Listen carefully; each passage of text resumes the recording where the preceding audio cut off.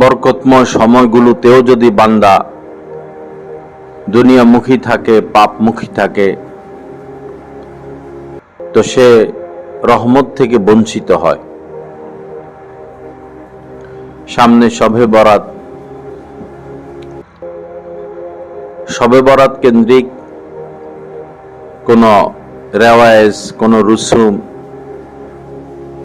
কোনো বেদাআতি কাজে জড়িত না হওয়া।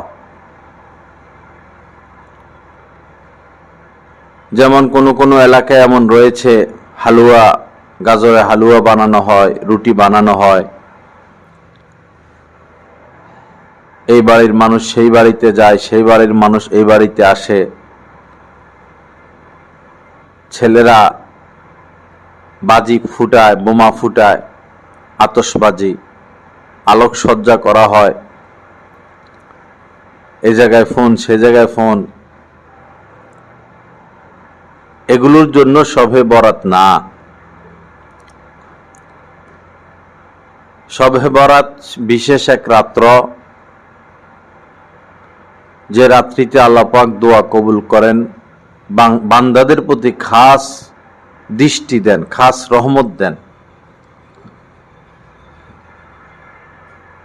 এজন্য অন্তত বহু শবে বরাত তো এইভাবে সেভাবে আমরা কাটাইলাম। সামনের শবে বরাতটা যেন ইবাদতের মাধ্যমে কাটে।